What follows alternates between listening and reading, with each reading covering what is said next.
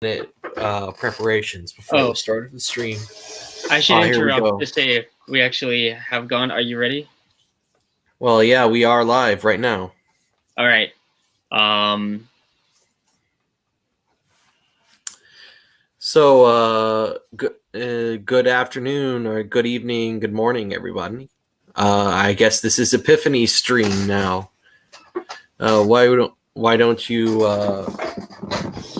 I'm going to. I'll introduce myself. My name is Mr. Geocon. Uh,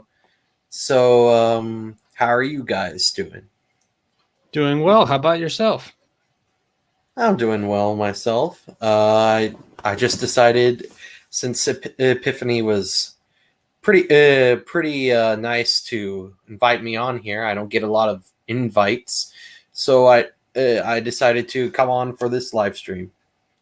fantastic. What about you, Derek? And thank you all for coming, because you were all pretty nice to come onto my channel, which not very many people watch. So to take your time out to be here, it's kind of generous. But what about you, Derek? Can you tell us just a little bit about yourself, just like Geocon did? Oh yeah, well, as a runner of a small YouTube channel, I know how you feel. I'm happy to be here, and I generally I'm very interested in economics, and so whenever people want to talk about it, I have a policy that I'll just accept any invitation, and I'm just thrilled that people are interested, and I'm glad to be here and curious to hear what you guys have to say. I'm from Brooklyn. I'm a camera operator. That's my day job. But in the last couple of years, I've just gotten very, very interested in macroeconomic theory and a little bit of philosophy and politics too. So I've spent a lot of my time writing and making videos about that online. Fantastic. I'm kind of the opposite. I've read a little bit of economics, but I've read quite a bit of philosophy, ethics, and history, and so I look at things from that angle. And that's it. And my interest in economics is really when it intersects with some of the other things that I like looking at, such as ethics and stuff. Like I can't, you can't really criticize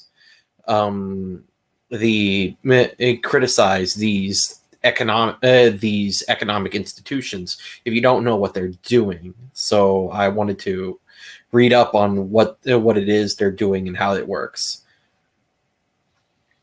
That seems like we have a good balance then. And the reason I chose you guys to let you on here is because I feel like you each represent a kind of niche or heterodox economic idea.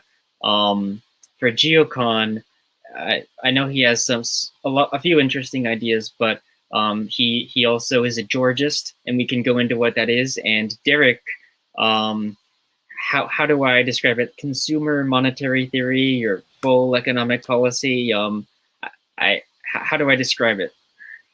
Yeah, consumer monetary theory. It's a framework created by a theorist named Alex Howlett from Boston. And when I first discovered it, I mean, I had been deliberately making an effort to seek out all of all the knowledge I could about existing macroeconomic theory and compare it to various heterodox schools. And that was the one that stuck out and I think is really onto something.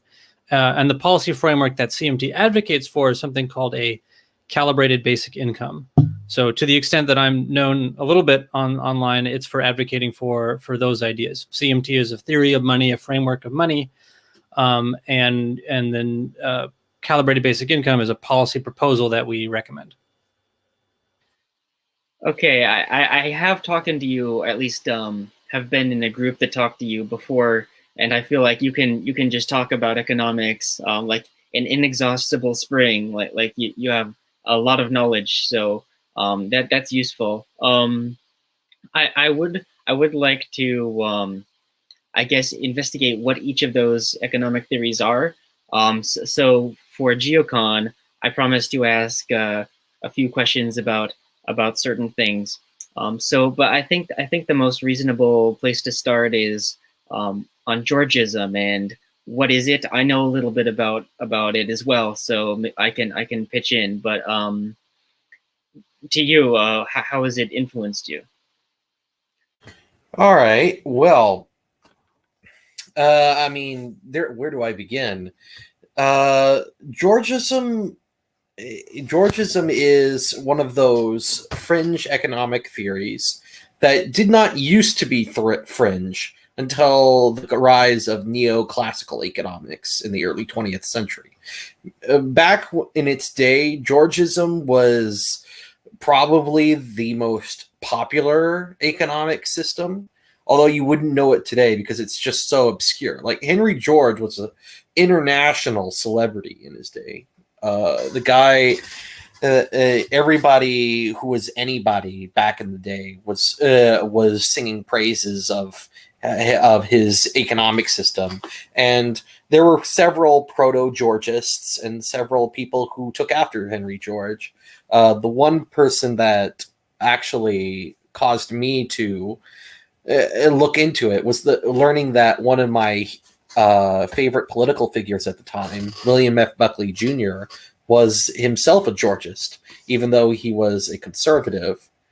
And in fact, when you look at Georgism, it's actually, you can actually see why like so many people were glomming onto it, despite its lack of institutional support. And it's mainly because it was tackling a very pertinent issue at the time. So let me back up. What does it actually mean to be a Georgist? Well, it's an economic ideology.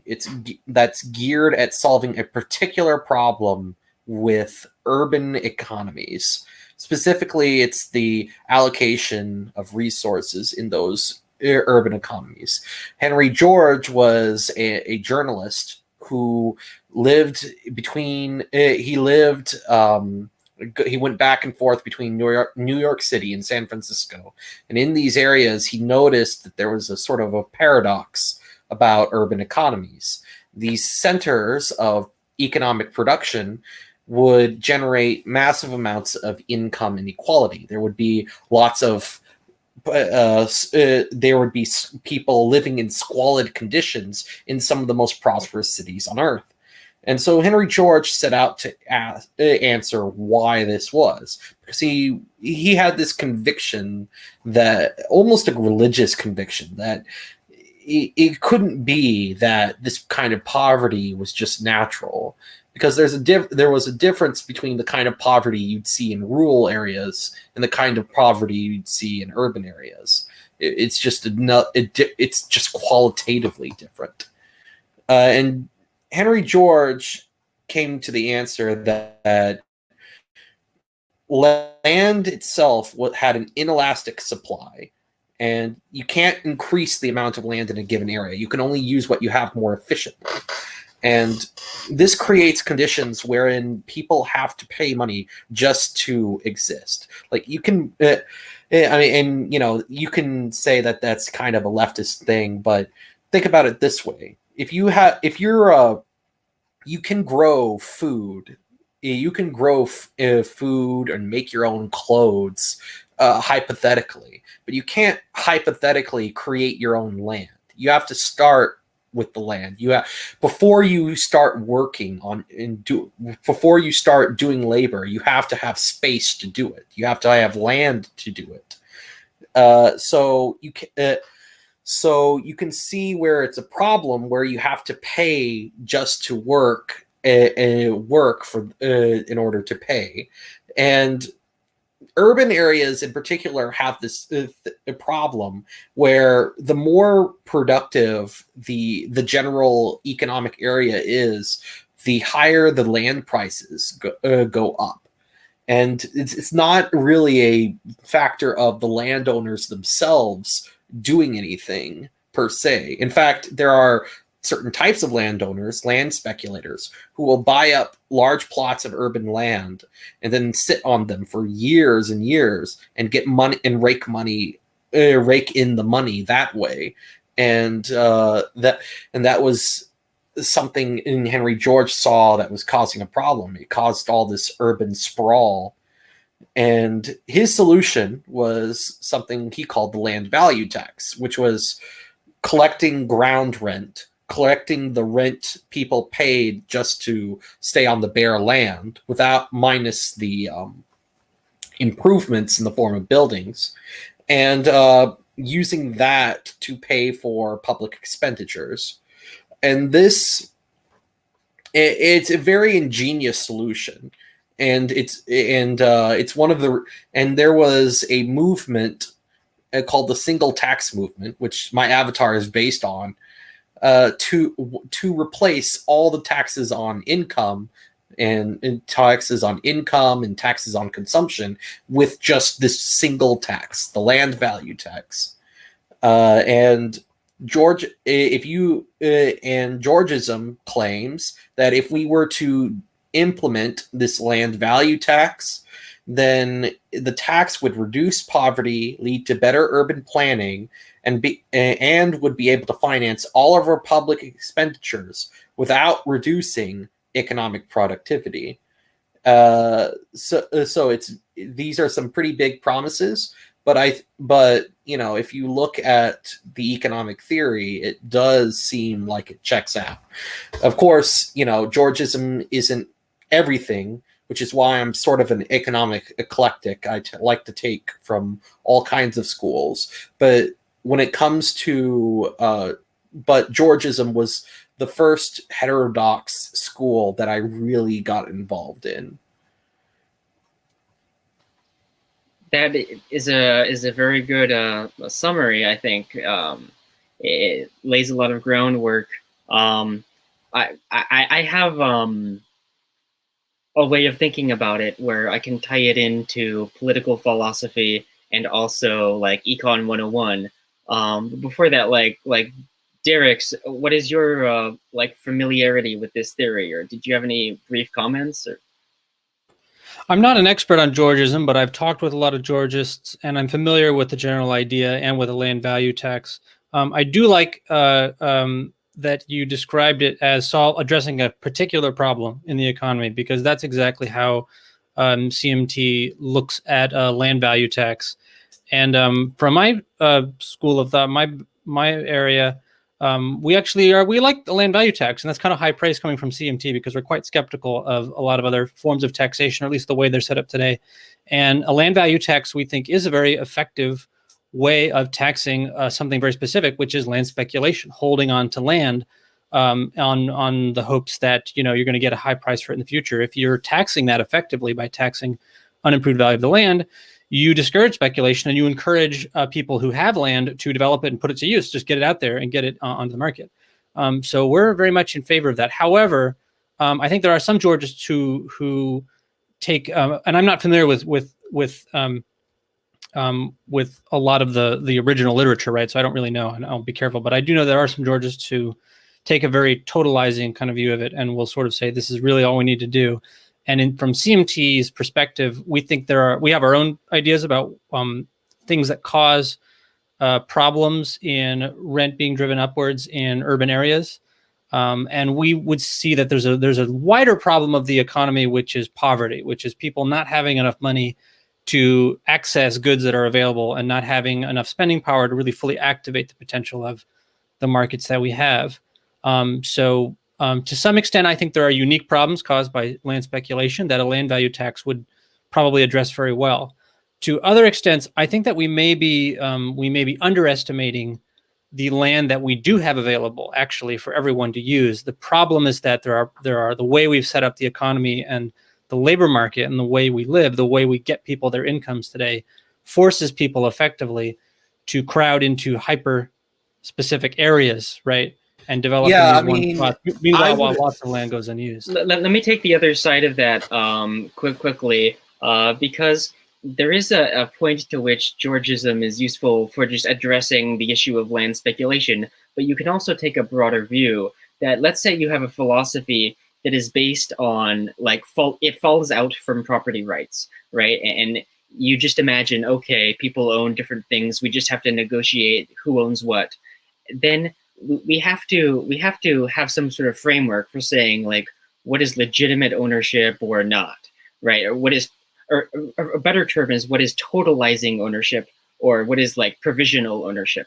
So when you learn economics, then you learn about the different types of resources: land, labor, capital, and entrepreneurship, which is like how to allocate them. And the the way I think about it, the mental model is that the money that you get for labor is wages. The money that you get for capital is interest. The money you get for entrepreneurship is profit. And all of those are totally legitimate because they're just the product of the fruits of your own labor. But land is not something that was actually created by anyone. And I get a few objections here and there. Like, to be clear, like a lake in this economic theory is like a type of land technically, because it's like a type of nature, like a coal mine is a type of land, except for the added improvements on top of it, like building the mine, right? And the reason why the land value tax is so efficient is because it doesn't like disincentivize any economically productive behavior, like labor or capital production. But really, you can drive that down to a more moral level. That is to say that it's not taxing anything that you like rightfully own, because do you rightfully own the land? Well, it was just kind of there before you were here. So it's a case where there's actually a link between the moral side of like how you justify ownership and the practical side of what is what is the right incentives to set up to tax. So that's how I mean, there is in my explanation I did leave out an ethical side of Georgism, which is based off of Locke's land. I think it's called Locke's land proviso, that you leave enough land as good and as much for everybody else. I think that's what it was, and I forgot. But I forgot. But the point is, Georgism sort of evolved out of that kind of classical liberal way of looking at property. And in fact, a lot of the classical liberals and physiocrats were sort of proto-Georgists that were advocating for this kind of land value tax policy. And how should I put it? Oh yeah, these kind of proto-Georgists and Henry George himself would have said that working for when you create something that is legitimately your property. But if you were to just find a field and just find a part of a city, part of a growing city, and just put a fence around it, that's not really, you didn't really create that land. So you might own the buildings that you create on top of the land, but you don't own the land itself. And more to the point, the value that the land produces is not a result of just you putting a fence around it. It's the result of this wider community that you are a part of, but it's not just you. It's this wider community that is putting together that is here and creating a market and trading with each other, and that drives up the value of the land. And so is it really your property? Is it really like your value to use for your own purposes? A Georgist would say no, and that's why it's okay to tax that part. I think there was one Georgist I met who put it best when he says, "Not all taxes are theft, but most are." That's generally. Yeah, and that's an attitude that's very common among Georgists, and I think there's a lot to it. I mean, one of the reasons it seems he likes a land value tax, and remember, we're kind of picky about taxes, is that we think you guys are right. We think that actually, by taxing, this is one of those taxes that really sort of achieves what it sets out to do. It's a tax on land speculation. It effectively does that, and it doesn't have a lot of collateral damage. It's not like taxing income, and so we're not big fans of taxing income. We want to give income to more people. That's why we're big fans of basic income. So we like all of that. I do think I try not to phrase things to couch things in terms of the ethical justifications for these policies. I mean, we would look at tax policy the same way we would look at any other economic policy. Ostensibly, or at least we would hope that the reason why we put in this policy is because we think it will improve the prosperity of our people, of the economy, of consumers, of the economy, of everyone. And we think those are usually the strongest arguments. This doesn't, just totally discount ethical arguments, but we like to separate them from the economics because there's a lot of policies that say governments could pursue that are ethically driven, right? They're not economically efficient. Maybe we want them anyway because we have this belief that we should have them, and that's fine. We just want to sort of delineate that between if it's really a moral thing and we want this thing because it's the right thing to do, then we would have to ask questions like, well, okay, how much economic harm are we willing to tolerate to have this moral thing? But if it's a pure economic benefit, then why not go for it, right? I mean, that's what Henry George was trying to do with his solution. He was trying to find a solution that was both economically efficient and could satisfy his desire for social justice. Because Henry George was he was a late 19th century, early 20th century progressive, and he was part of if you read his writings, he was a very moralistic person. He was very much, he had this view of the cosmos that was very moralistic, very you had God, and he cared about people, and he cared about social justice. I don't think George himself was a Christian, but he was very much he was very much Christian friendly, and he had a lot of Catholic followers, especially poor Catholic followers from the inner city. Fun fact: Catholics were the inner city minority of that day. So yeah, he was preaching to the choir for them. I will say that, for me personally, I think it's the ethical question that usually comes first versus the question of economic efficiency. And the reason why I would say that is, what is economic efficiency? But making sure you use the optimal amount of resources towards a given goal.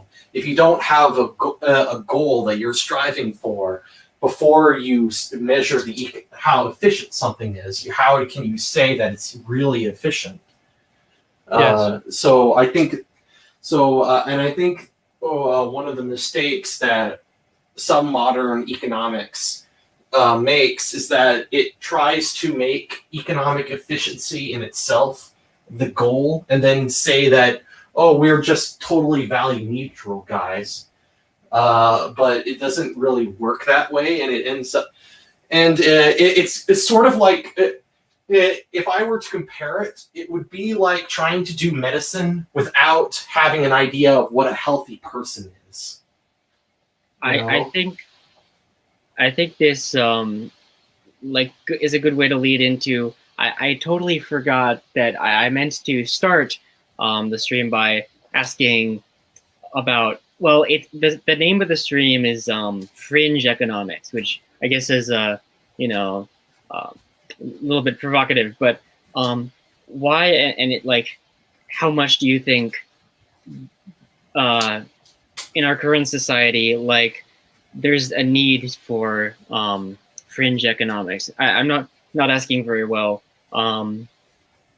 But so what would be the purpose of these kinds of heterodox schools in modern times? Why would we need them? Maybe I'd like to hear Derek's answer to that. Why do you think we need alternatives to the mainstream? Well, I think very specifically, we need alternatives to the mainstream only insofar as the mainstream is lacking something important. I think that if we're honest, right, any heterodox theorist's proper goal should be to become the mainstream. Because if we're right, and then we'll have it's really on us to demonstrate that, right? If you're stuck permanently as heterodox, then that's really not the goal. And so I think it's not so much that we need heterodox theorists today. What I think there's a very, very broad recognition that something is lacking, that something's wrong. And the theories, the models that we've had, the macro picture that's taken as the consensus view, clearly gets a lot of things that are right, that are hard to argue with. But there's maybe really important things, kind of to your point, like how are we measuring economic efficiency, right? What's the point of having this whole thing we call the economy in the first place, right?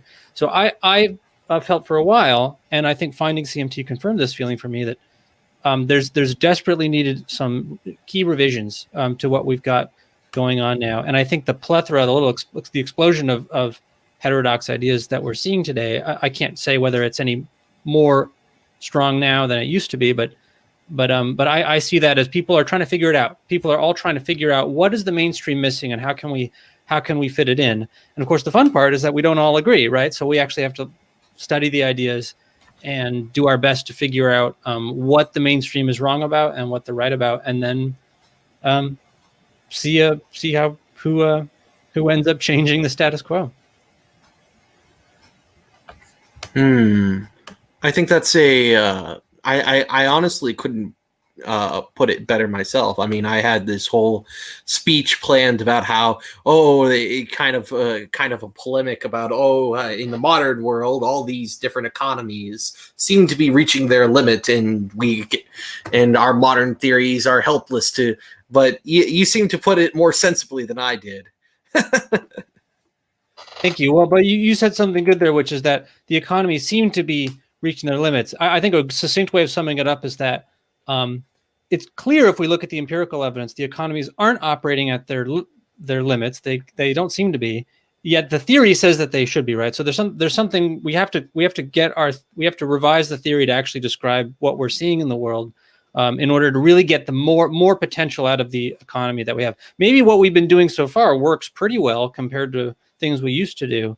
But I really believe that we're right on the edge of finding a macro view that's going to allow us to actually sort of redefine what the economy is for in the first place, and to get much better benefit out of it. The ideal economy of the future, in my view, would be one where it was obvious to everyone that it was a great economy and it was working well, and everyone felt that success. And I think in important ways, especially now during the pandemic, but also before, you can't really make that case. The prosperity that we do have is not sufficiently distributed. That's, I think, fair to say. Can you elaborate on what is the economy that you're striving for? Because we talked a little bit about Georgism. Let's talk about this view that you have, consumer monetary theory. Just briefly, what is it? And if you can, I guess, summarize it in some sense, or if you can't summarize it, then it's fine to go and be as thorough as possible. But I'll leave that to you. Thankfully, CMT is very easy to summarize. CMT starts with the statement that the purpose of the economy is to benefit consumers. So the reason that we have an economy, the reason that we have businesses, the reason that we have production, is to produce goods for people, for you, for me, for consumers, right? Everyone is a consumer. Every person, in order to receive benefit from the economy, has to be able to purchase goods, has to receive goods somehow from the economy. And that's what it's there to do. So when we're talking about economic efficiency, we're generally trying to describe that in terms of how much benefit are we producing for people. And so from a CMT lens, a good economy is one that delivers a lot of benefit to consumers, and a bad economy would be one that was not reaching its full potential to benefit its population. Every economist knows that there's a scarce amount of resources in the world. We can grow capacity over time, but in the present, there's only so much distribution that can occur, right? So within whatever those constraints are, we want to maximize that benefit. And I think CMT's unique perspective is that we're really emphasizing consumers. We're emphasizing the role of money in granting people access to the output of the economy. We're not that concerned about labor, about what people deserve to receive. We're more interested in what are the incentives in place and how much money are we giving people to allow them to receive the full benefit that the economy is capable of producing. That's our general perspective. Right, you have some you have some interesting like videos on your website and your channel. Like one of them is about they're very short videos, so anyone can go and watch. Like how the left and the right are stuck are just stuck in the sand about focusing on labor and just giving people jobs and franchising the labor as opposed to like valuing the consumers. And I guess CMT or it values consumers first, which is an interesting stance. I'm not sure what I think or which one I would value. But now that I'm on it, actually, I think that one of the most interesting videos on the channel is the one where you say like there's no such thing as capitalism or socialism. I just thought that was a pretty good insight. So could you share it here? Yeah, sure. I think that what happens sometimes when people debate about the economy is they start debating economic ideologies. And, the truth is, if you look at individual thinkers, people that are capitalists, people that are socialists, they have a wide range of different theories. And to me, it would be too much of a coincidence, right? That one of these isms sort of just had their finger on it and the other one did not. I think that ultimately there are things we can say about economies. There are things we can say about money that are true or not true. And when people jump right to talking about these grand philosophical visions, they blow right past the interesting stuff, which is like, well, how does money work or not work? I mean, can we just print money and give it to people? I mean, that would be great, right? But or can't we do that? Would that cause problems, right? So we have to actually look into how the economy works. And a lot of the economy is sort of policies we design, but there's also parts of it that are just fundamental truths, right? There is a scarce amount of resources at any present time in the moment. The economy only has so much capacity, even if policy were ideal, right? There's limits to the way the economy can work. So I think people should talk much more about money, the economy, society, how these things interact, and they should talk about specific ideas instead of sort of assigning membership to these polemical, warring factions.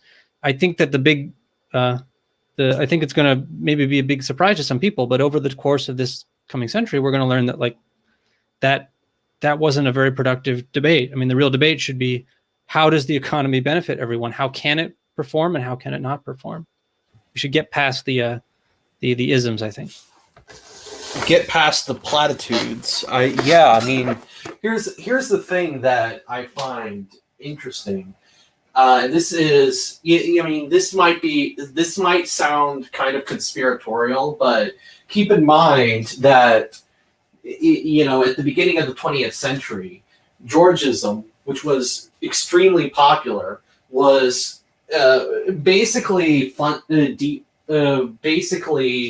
against by some of the most powerful landed interests who decided that they were going to create an economic system specifically to exclude exclude land as a factor of production. There's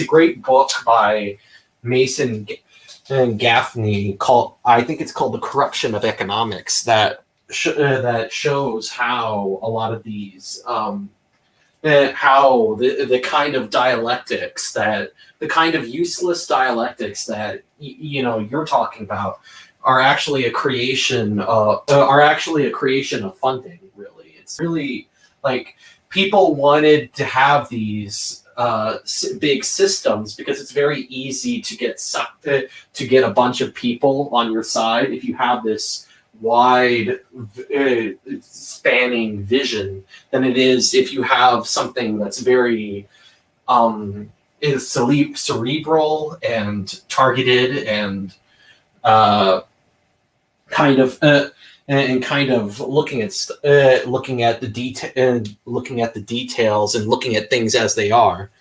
Because what capitalism and socialism do is they conjure up these very emotional, evocative images of these grand ideologies that have the allegiance of millions of people, and they try to.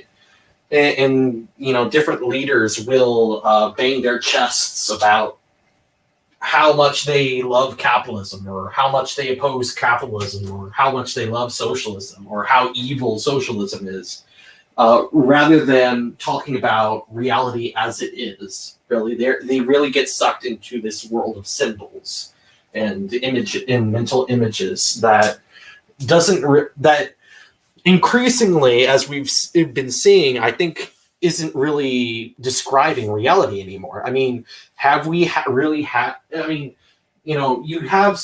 I'll give you an example of this. Capitalists and socialists for many generations have been talking about free market capitalism and the dangers of the free market, the dangers, or the wonders of the market on the capitalist side. And they've been butting heads about this for years. But do we really have a free market? Is free market capital is America really a libertarian paradise? I mean, according to the libertarians, it's a step away from socialism. So I don't really know if we can really why we're banging on about this libertarian free market economy, both on the right and the left, if what we have isn't really capitalism and it isn't really socialism, it's something else, and we're not real. And so when we use these terms, we're not even describing reality again. Well, yeah, but part of this is it's a categorization problem. And so when you're using that term, I think people start to care about, well, what counts as capitalism, what counts as socialism, right? And that's always maybe an uninteresting question. Like in reality, these are starting points. They're heuristics. It's like, okay, we want to talk about the part of the economy that is what people refer to as the free market, private ownership of various resources, and that's the private sector, and some people call that capitalism. And then, then there's also the other part. There's the public sector economy. There's things that resources the government owns. And then there's the idea of collective ownership. Maybe that's what socialism is. But, it's always blurred lines, right, between what counts as one system, what counts as the other. And then in reality, an economic system, a monetary system, is composed of lots of different types of phenomenon like this that you can categorize in all kinds of ways. So what I like to think about instead as an alternative to kind of a large ideological category like that would be just the idea of models. So if we look at any part of the economy, like a central bank or monetary policy, right, we can say, well, basically, how does it work? What's your model? What's your working theory of how does this work in just a kind of just purely descriptive sense? And then we can, once we're clear on that, we can sort of add, okay, well, how do we feel about that, right? Is there a better way it can work? But you have to tackle these one at a time. We can have a large kind of broad model for how the economy works. That's really useful to have. It's like, what is the economy? How does it work? How does it not work? And then we can compare the models. And I've really got to enjoy the process of, building a model, maybe realizing it has some flaws, getting contributions from other people, and making it a stronger model, making it a better model that sticks up to lots of different people's interpretations. And I think, the categories, the broad categories, I don't want to spend too much time, critiquing them. I mean, I think there's starting points. So when people say, hey, I'm a capitalist or I'm a socialist, all I do is I just take that as a starting point. I kind of roughly know sort of where they're coming from. But actually what I want to hear about is what's their model, right? What is this capitalist or this socialist's model of how our economy actually functions, because invariably people have different agreements. So this is why in economics, a lot more of the fun stuff is actually like picking specific thinkers and looking at their theories and specific models and comparing them. And I find that I've found so far that just, the ordinary public, of which I'm a member, right? Like, they're interested in this stuff. We're interested in actually talking about, how the economy works and how money works. Like, it doesn't have to stay an arcane, field just for economists. I think a lot of people are really interested in, like, well, what is money? Where does it come from? How does it work? Right? People are really interested in this stuff. And when they talk about the government, they talk about political policy. A lot of that stuff hinges on like really simple and important economic ideas. So I just try to find ways to move the conversation in a productive area. That's interesting. I think sometimes I hear people saying, "Oh, I'm a Marxist," and I think, "Oh, it's easy to ridicule them. Like, I kind of know enough about Marxism to know like I think it's kind of a ridiculous, economic system." But then you can look at it in terms of like I think when they say they're a Marxist, the real motivation behind that is that they perceive like the status quo is capitalism because that's in the zeitgeist, like the idea that America is a capitalist country, and then so they want to like in some way express dissatisfaction with some aspect of how the economy functions, or just general dissatisfaction, or some like of consumptionism, or some or other problem, not really a unified model. And there are diehard like Marxists who have read Marx and are really into it. But then there are more like casual people who you shouldn't dismiss so quickly just because, oh, they believe in an outmoded, like ridiculous economic theorist. But you should address like, okay, in game design, for example, there's this idea that you should have people play test your game and take feedback from them, but you shouldn't necessarily implement the feedback that they give you because they don't necessarily know what they want. Because they might express something like, the guns aren't explosive enough, but what they really mean is like, I don't feel the impact of pressing this key. And so you have to figure out like what is actually harming people, and how that's leading to what they think, and then you can go about like implementing policies that are narrowly focused, or like more broadly focused, or however you want to do it, of like filling in that gap, right? I think that's a good analogy with the video game design. The play testers don't always know exactly what they want, but they know when something is wrong. Yeah, I mean that's probably it. Yeah, I think that's really what applies to a lot of modern politics too. With the people, a lot of pretty much everybody. How should I put it?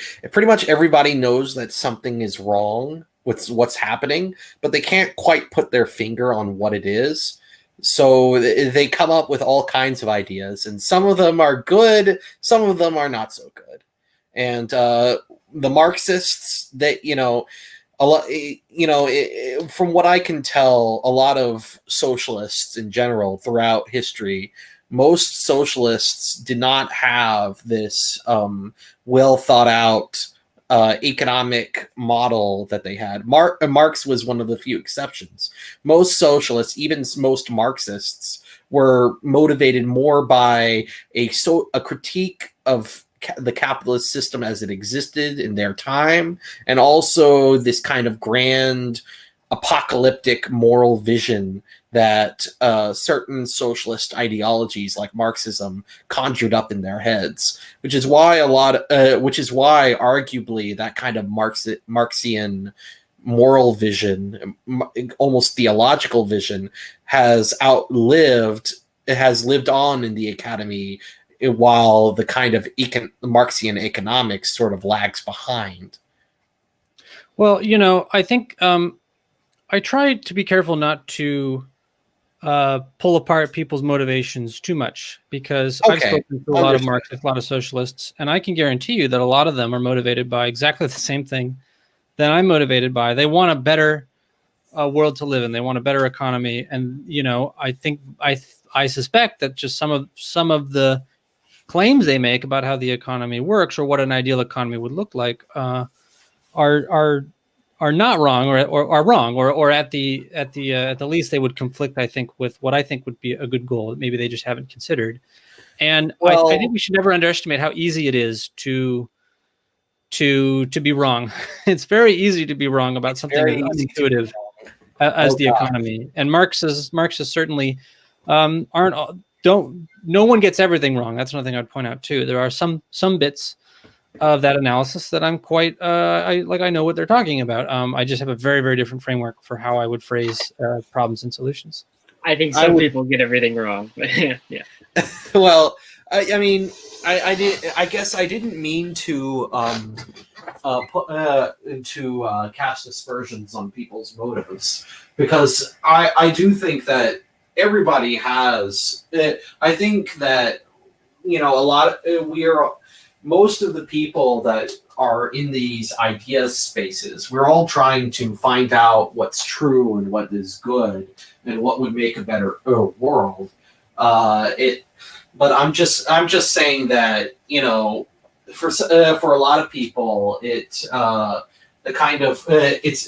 really a lot of people are captivated more by the moral vision, which is an instinct of Marxism, than the kind of nitty gritty stuff that you'd see in Das Kapital, which I think I understand perfectly, because I'm a moralist myself, and I have and the main reason why I disagree with Marxism is mainly for moral and metaphysical reasons more than the economics. Though I would disagree with those too. My approach to the I guess my approach to the economy would be somewhat different from yours, Derek. Given that. Yeah, morality is an interesting topic. I when I first I don't know, in the last 2-3 years, when I sort of became reactivated politically and philosophically, you might say, I was very interested in moral philosophy, and I learned a certain deal about it, and I have my positions, my ideas about it. But I've really lately, after learning more about heterodox macroeconomics and the debates that have, and the claims that a lot of people's notions hinge on, right?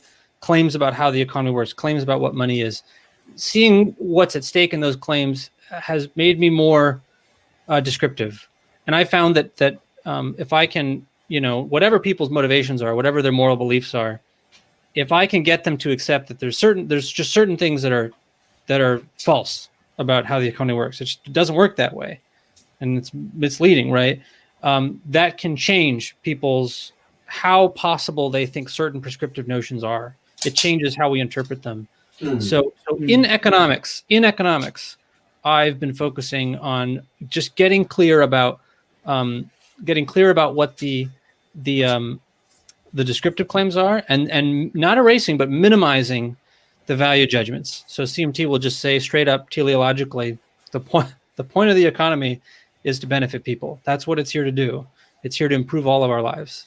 And then if you disagree with that, if you think prosperity is a bad idea, well, we could have that debate. We could debate that. But most people, I think, sort of implicitly or explicitly believe that the economy is supposed to create more prosperity for more people. And once you accept that notion, I think that we can then go into the hard tech policy debates. Yeah, the debate to be had is it's not about like whether prosperity should be generated, right? Because that's kind of like a platitude. I mean, everyone agrees with that, but I'm not like dismissing it, but like, because I guess there are some people who like think of it a different way.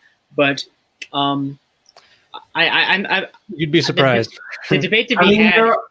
The debate to be had is like, what is prosperity, right? It's defining it in the first place. Yes. Well, go ahead. Well, I would just say that, there's this. I mean, there are people who are very. Have you ever? There are some very powerful people, like this guy named Schwab. I think his name was Schwab, who unfortunate last name, Schwab, who had this proposal.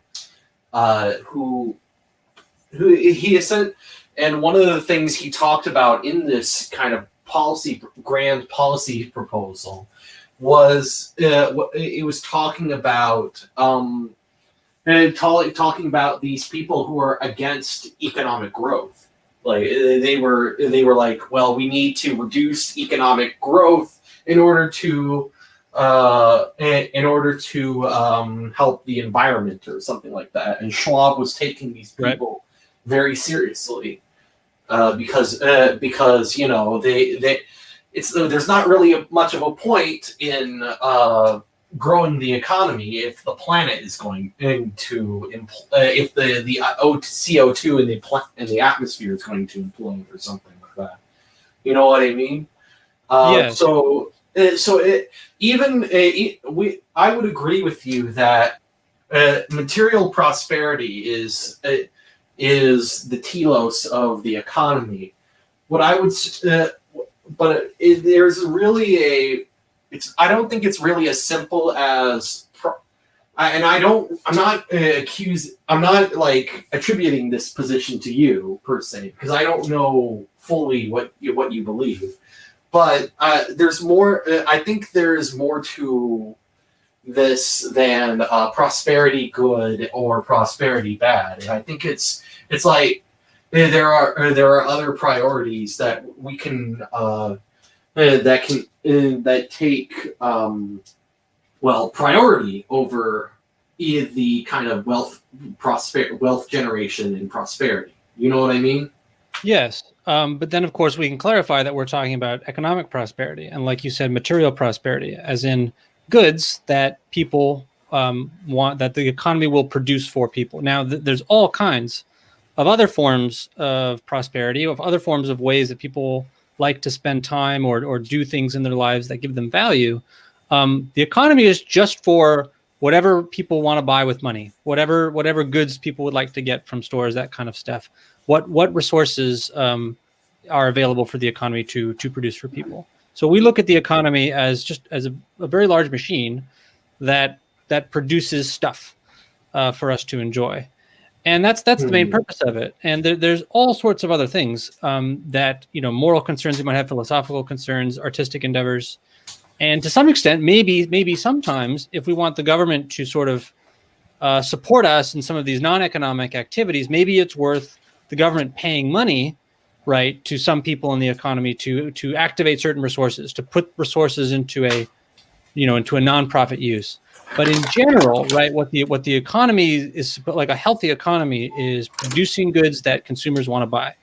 That's the problem that it solves. It sounds like yeah. Sorry.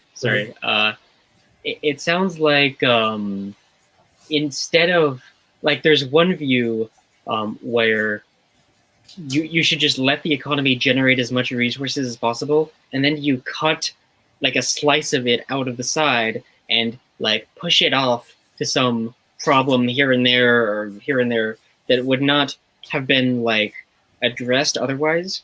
But then there's another view where you should actually set up like the model of how the economy should work in the first place to like, first and foremost, it just automatically does X and Y on top of benefiting the consumers. Like let's say you want to have an economy that takes care of the environment while also taking care of the consumers.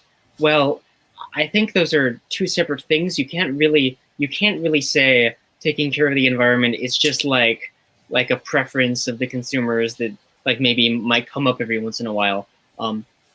You could maybe set up a system where like a certain amount of land is reserved by the government, and then it's bought up depending on certain incentive mechanisms, and if it's not bought up, that means it's protected, like as a park or so.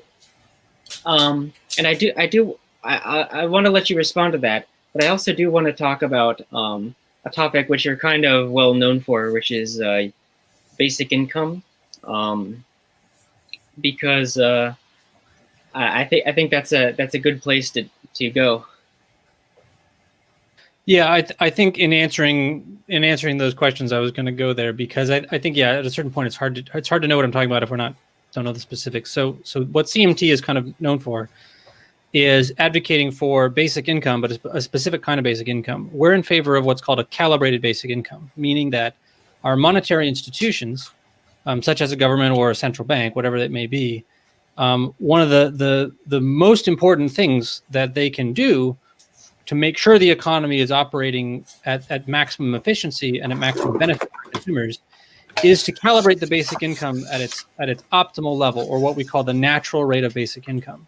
And so the theory goes that there's a certain amount of basic income that maximizes the distribution of goods to consumers. Now, that's not just goods that are sitting on the shelves. That's activating the capacity of the economy to produce as many goods for consumers as possible.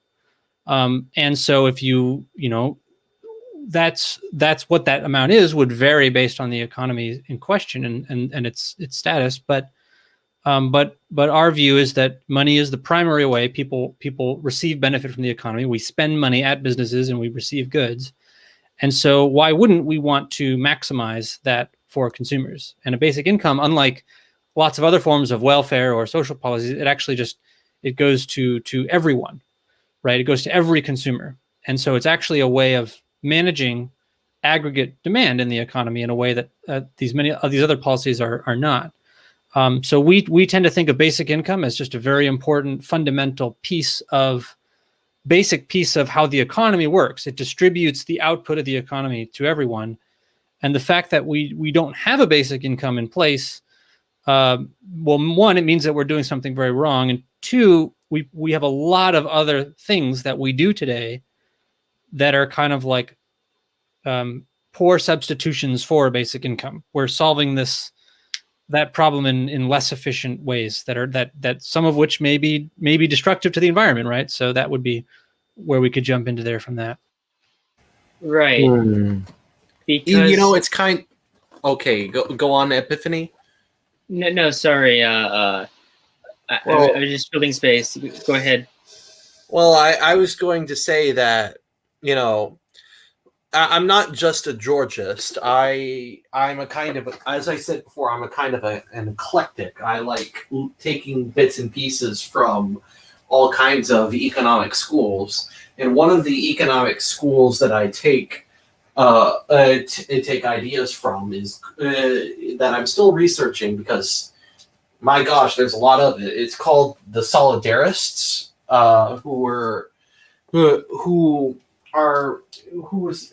solidarism is just this full-blown system on par with Keynesianism, Marxism, or capitalism.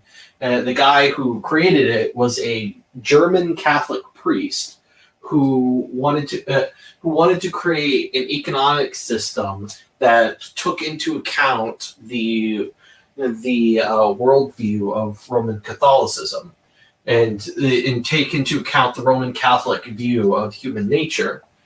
And he has an idea that and he had a concept within there that was very similar to what you described with basic income, and that is what he called the just wage, which is not just a moral. It's not just a moral ought that people employers have to pay this, but it's also the economically correct wage. It's sort of like a way for someone to judge an industry or a market to see whether or not it's fulfilling its role in the economy. So here's how he would reason it. He starts with the idea of, okay, what is he starts with the idea of labor. He says humans are endowed by nature with the capacity to work so that, teleologically, we have a means of supplying ourselves with necessities. We are given this capacity to work so that we can supply ourselves with what we want. Now, a man can only has so many hours, so much physical or mental strength to apply to work, and there's more to human life than mere survival. So, and what follows from that is, if a normal human adult person had to work 18 hours a day just to survive, then the human race would have either died out a long time ago, or we wouldn't really have modern civilization today. So what follows from that is, in normal circumstances, the average adult person working in a reasonable number of hours a day will generally be able to produce enough of economic value to provide for not only himself, but for a family as well, provided, of course, that he has tools, raw materials, and other necessities for whatever he has to work at, as well as the personal habits and training required. And this amount that he would produce is the just wage, and it would vary from place to place and from industry to industry, but this is how he would do it. And if this natural relation between work and providing for your family should hold no matter the circumstance, even if you're a wage laborer. You should be getting this amount. You should be working enough to earn this amount of resources. And if you're not getting this just wage, then that could mean three different things. Either the worker is being exploited in this situation, because the capitalist just is greedy, or number two, the capitalist is inept at providing the work, putting the laborer's work to good use. He's not providing him with the capital necessary to produce the amount that would justify a living wage. Or number three, if the industry itself has this kind of systematic problem where it just can't produce. There's not enough demand for that industry to justify giving the workers a higher wage. So in that case, what's really the point of that industry existing if it's not satisfying the consumer demand? So, well, see, that's starting from this assumption. The assumption there is that the wages that people earn from the labor market should be sufficient to provide what they're calling the just wage, should be sufficient to provide for people's needs. And from the CMT view, we would say wages were never the right way to give people incomes. Wages are costs. They're costs to workers in the form of their time, and they're costs to firms in terms of money. And for any kind of business, any kind of firm, in order to be efficient, their goal generally is to maximize output, maximize results, while minimizing costs, and that includes wages. And so that might, to a lot of people over history, have interpreted this as saying, well, okay, there's something wrong with this industry or with this employer or the capitalist where workers are getting exploited, but they're missing the fact that actually the incentive of the average business is aligned with the incentive of the economy, which is to produce goods for people, for consumers. We want to maximize output for consumers. We want to minimize inputs, whether that's natural resources or labor costs. And the problem is that we currently lack a mechanism for distributing income to consumers for its own sake. And so instead, over history, we've been trying to force wages to do something that they're not supposed to do. A wage only needs to be as high enough to motivate someone to serve as an input, to contribute some of their time to the economic machine. And wages will vary all over the place as needed. Some people get really high wages, some people get really low wages, because the only point of the wage is to motivate someone, to incentivize someone to do work. So from the CMT view, the real problem is that the basic income is too low.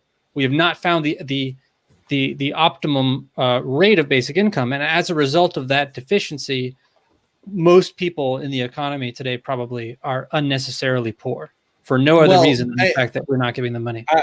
This is really interesting. Well, I was just going to say one thing that yes, I think I understand what you're saying, and I actually agree with quite a bit. Quite a bit. There's actually a school of Catholic thought called distributism that is they would they would say that I think they would say something similar with regards to, and they would use that as a criticism to say that wage labor wage labor is inherently inhumane or anti-human because of that, because of the like you said, the teleology of the business is to minimize costs, and wages are cost. But solidarists like Heinrich Pesch, they're not as radical. So they take wage labor and the market economy as sort of a given, and then work from there, which is why they might not take the eagle's eye view that you are taking. Our view is more similar to the distributists, like C.H. Douglas, I think, wrote about a national dividend that should, why shouldn't it grow and pace with the economy? But CMT also, to be clear, CMT does take markets and the labor market and wages as a given. We think those are a normal part of the economy, an important part of the economy. The specific claim is that what they don't do is give people enough income to buy what the economy is capable of producing for people. So there's an output gap that's naturally created there, that if you're just relying only on wages to give people incomes, there's a natural shortfall. And so you need some exogenous source of consumer spending in order to keep the economy turning over. So we're a little different from both the distributists and what was the name of this other group? The Solidarists. Solidarists, right? But I can tell that you're interested in the historical. I think I agree a lot more with Derek than I do the solidarists. Right? It just seems kind of solidarist a little bit outmoded compared to like this much newer philosophy. But with that said, I think I disagree with two of the things that were said so far. I don't know if it's a true disagreement, but the first is I think that there's kind of this assumption that I don't know if it's Protestant work ethic that basically the goal of the economy is to allow people to work as little as possible and consume as much as possible. That maybe that's reductionist, but there's a whole avenue of challenging that where you could say maybe people like to work, but then of course people can always have hobbies, but like are people really motivated to have hobbies? And you can also question, like, is it really good to maximize just the hedonistic treadmill of consumption? People should just consume like these plastic products day over day as much as possible. Maybe life would be better if like we were living closer to nature, or we didn't consume that much, or just be more fulfilling in some way. That's the first thing. The second thing is that I think you said somewhere that wages should only be so high as it is necessary for them to be to like incentivize work. And I think that happens to be true. Like it happens to fall out of the morality of it. But I also think that I have a very different view of wages. I don't think they're just an incentive mechanism. I base my kind of political economic philosophy in property rights and the rights of ownership and the fact that you own what you produce. And even if like your wages are a little bit too high, like you don't need that much wage to really incentivize you. After a certain point, it doesn't incentivize you. You still own it by virtue of the fact that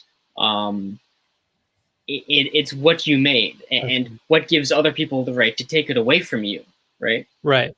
Can I clarify? So when I'm saying wages, I specifically mean wages and not profits. So profits, is the money you collect for selling goods that people want to buy. And of course, there's no upper limit of that because there's no upper limit of production of goods. So people can always collect more money if they own something, right? And that's useful. A wage is specifically only a cost that's paid out by a producer for someone else's work other than their own. And the only reason they're going to pay that cost is because it helps them make profit, right? So when we say that, the wage only needs to be high enough to motivate people to do the work, we're talking specifically about wages. And that's true. A company isn't going to want to pay you more than it has to get you to do the work. If it can pay you less, they probably will. And actually they do. That's why a lot of people have very low wages. And that strikes people as a problem, but it's not necessarily a problem if you have a high enough basic income. But it's not necessarily true, because what if you're like the only guy who knows how to do a certain type of welding, and you'll get a high wage? Yeah, but you would willingly do it for a certain wage, and so everything above that is just consumer surplus. But would you think like you should only get the amount that's enough to incentivize you, or no, you actually own the... We're saying markets should determine this. We're totally happy to let markets determine wages, and we don't think that wages or employment need to be targets of macroeconomic policy in the way that they are, or at least nominally are today. We think that full output should be the target, or full access, we sometimes say, to your earlier point about not wanting to over-incentivize consumption. We're not actually interested in subsidizing people to spend more than they want to. We just want to make sure that the basic income is giving people the full ability to consume if they want to have the full access to the economy. So we want that to be the overall target of policy. And we think that if a firm is going to make profit to make goods for people, then they can determine the wage, right? And it's going to vary based off of an infinite number of factors. So we don't have any feelings about what any particular wage should or shouldn't be. We're just pointing out that today our macroeconomic policymakers are using wages as an inefficient way to deliver incomes to people. And in the process, that's creating a lot of unnecessary work that doesn't actually need to get done. And it's wasting a lot of people's time. And it's also keeping people unnecessarily poor because we're keeping their incomes restrained to whatever the wage pays out. So there's nothing wrong with wages and profits. We think markets should determine that, unless we have some special feeling about a particular commodity that's no good. We just think it's not a good idea to use wages as a excuse to pay money to people. We should pay money to people because the economy exists for their benefit, and they're the point of having an economy in the first place. We don't need an excuse. We don't need to come up with work for people to do just to give them money, which is kind of, it sounds weird, right? But that's actually sort of what we're doing today. We're using policy to create jobs and create wages for people and push wages higher through minimum wage laws and other laws. And we don't really need to do that. We don't need to worry about wages after basic income is at its natural rate. We can let wages fluctuate as markets determine them. That's good. I mean, there is a strand of economic theory that says we can use wages as a form of welfare, right? Where like, if you just give people money, then it does create possibly a perverse incentive, where like, oh, why should I get work? But if you give people, if you tell people, okay, we're gonna give you money, but you have to spend X number of hours working on some make work project, and that kind of is technically better from an incentive standpoint, I think. And the bad part of it is I think the dishonesty that you're telling people, oh, this is the job, benefits the economy, and I think a lot of jobs are like this. Like there's this concept of bullshit jobs. I mean, it's just make work. And so I think there's a sense in which a lot of like inefficiencies are not exposed, and they serve one purpose when they're presented as serving another. However, like the logic of make work, it does like it doesn't it still accomplish the same like using it as welfare objective as just like giving people money? Well, no, because you're paying people money to spend their time for a business or a firm of some kind or a government program. And really the question we should ask is, well, do we want what that business is producing? Or do we want that what that government program is producing? Presumably when people say they want to work or they want to find work or they want to earn their living, they're operating on the assumption that their work is useful to the economy, that it's actually important and helpful to other people. And unfortunately, in aggregate, that's not really the case today. We're using wages as welfare, as you say. And so I not only do I think that's not fair to those people who want to work and want to put an effort to go find meaningful or actually productive work for the economy, if that's what they want to do, it's also not necessarily the best use of resources. Any job that we make up that isn't just supported because people are buying the goods with their basic income or any other source of income, that uses up resources from the economy that could have gone towards greater consumption. So quite simply, we're not against the government creating jobs for people or creating jobs in the process of creating a program that we all think we need. We're totally in favor of that. We would just remind people that the more of those that you create, the less basic income we can afford. And that means that, the income of the very poorest person in society is decreasing, because there's less resources for their consumption.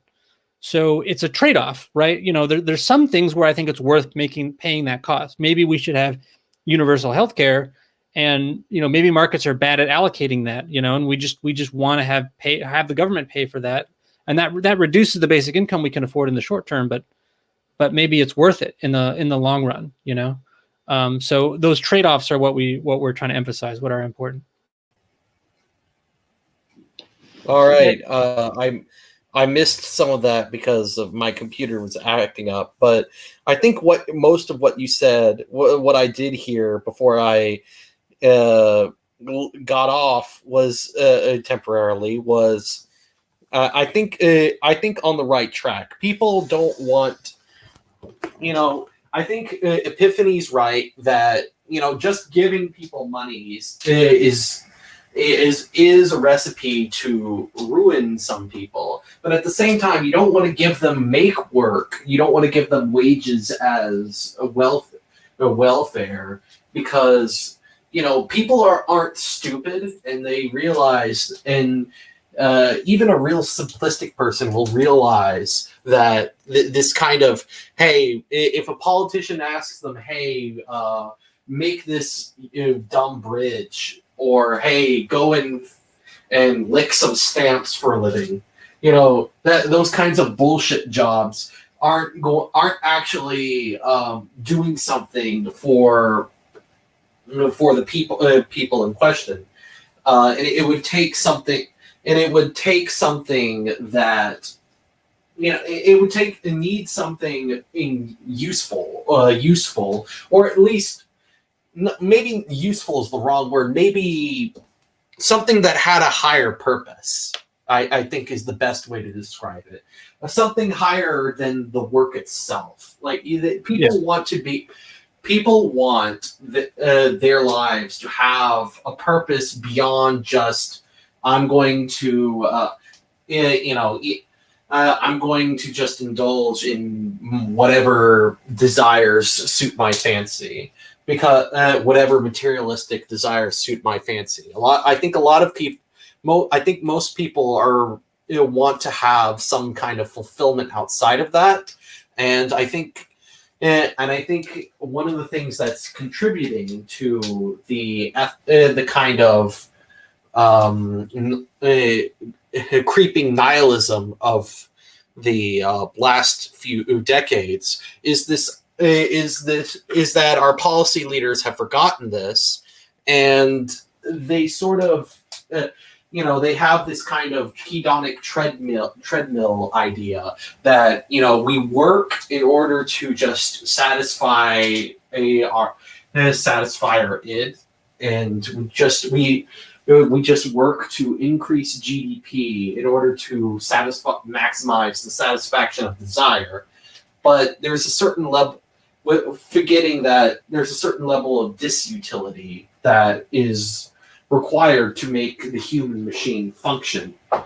If I were to say that, and I guess this is probably the biggest disagreement with between myself and Derek's economic philosophy, but because I would say that there are times where it is best that we actually that the people in charge, the economy, doesn't give consumers what they want, because like we talked about earlier, some people don't know what they want.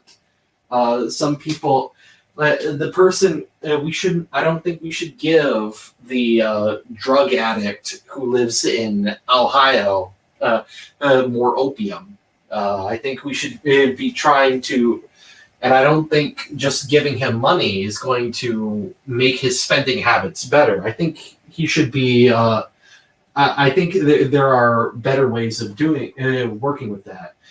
Now, right, I do too. I think a better way to describing it is not just what consumers want, but the good of the consumers. Which there is an overlap, because we all want everything we want is good, is what we take to be good for us in some way, right? We that's why we call the things that we want goods, right? Because we take them to be good in some way. But it's a fine. But there are on the margins there are differences. You know what I mean? Well, yeah. From a macroeconomic perspective, I tend not to be picky. I tend to say, well, generally we know what money is for. It's to allow people to buy stuff. And that's going to include a wide range of things. It's going to be food, shelter, clothing, but maybe video games or a TV or whatever. But the point is that, in order to get any of that stuff, people need money. And that's the problem that I see basic income solving. It solves people not having enough money. So we have the stuff, but it's just not getting to people because they don't have money. And so once you solve that problem, of course, there's other concerns we can have. So if we don't like the way that people are spending their money on certain things, you can tax certain things. And that discourages people from spending their money at them. But it's not clear to me that actually, keeping the basic income unnecessarily low is a good way of achieving any of those particular outcomes. All that's going to do is create aggregate poverty. It's better to tax people specifically or remove money when needed, and as I don't think withholding money, I mean, even in the case of a drug addict, if it were true that their problem was money, then it'd be very easy to solve the problem. All you have to do is pass a tax on drug addicts. And if you're a drug addict, we'll just tax your money away, and then you won't be a drug addict anymore. I think in reality, their problem is drug addiction. And I think if we want to solve the problem of drug addiction, we can invest in public health community programs, in drug treatment programs, drug awareness. Like there's a lot of things we could do, and maybe it's worth spending money on those types of programs. But it's not clear to me that poverty, helps anyone really at the end of the day. I think it's pretty clear that in general, more money is better than having less money. And of course, none of this addresses problems of individual people knowing how to spend their money in the best possible way. All it does is it solves the income problem. So people don't have income, basic income gives them income. So it only solves that problem. It doesn't solve any other problems, really. It only solves drug addiction to the extent that any drug addiction that we have today, whatever percentage of it is caused by poverty, meaning people became drug addicts because they were poor rather than the other way around. That's the drug addiction that basic income will solve. And we can't know what percentage that is going into it. I totally understand. I think we would both agree that solving the problem of poverty, if it is possible to solve this problem, and it's not a case of, well, this is just a fact of human life. I mean, a lot of Georgists would say that if only we got the economy sorted out in this exact way, all poverty would just disappear overnight, and which is, I guess it's the conservative in me that's kind of skeptical of that. I'm a bit Me more too. pessimistic. Because the people have been trying to look at this kind of poverty thing for many years now, and I don't think it's got, and it's there's a lot of effort has been put into this, and I think that I don't think we're going to be solving the problem of poverty in our lifetimes. But that said, reducing poverty, or at least making poverty not as just radically bad, making poverty less painful for poor people is a good thing. And if that's what basic income is aiming at, then I'm all for that. Yeah, a basic income reduces poverty. A calibrated basic income, we would say, does erase poverty entirely, because if you've deliberately risen the basic income to its highest sustainable level, meaning there's no inflation, we're just activating more production, right? If you're riding that line, the basic income is at the highest amount that it can be, while all other wages and profits remain effective in the economy. By technically, there is no poverty anymore, because you can't solve anyone's problem by giving them more money. If we tried to increase the basic income, we would just cause inflation. So at that point, the poorest person in society, by default, is as rich as possible, as much as the basic income can allow. And if they want more money, they'll have to go earn it in the labor market or something. And so at that point, I would say there probably is no poverty, because we're doing the best that we can. It's not possible to make people any less poor. And so that's very just different from the current system where the basic income is at zero. So that means that by default, you're as poor as possible. Everyone is as poor as possible by default. And then you have to solve that problem by going out in the labor market, getting a job, running a business, inheriting a bunch of money. There's a lot of different ways to do it. But the default, the starting plate is absolute poverty. So we think that's a bad idea. And if we want to ask, well, why has poverty been such a chronic problem for so long?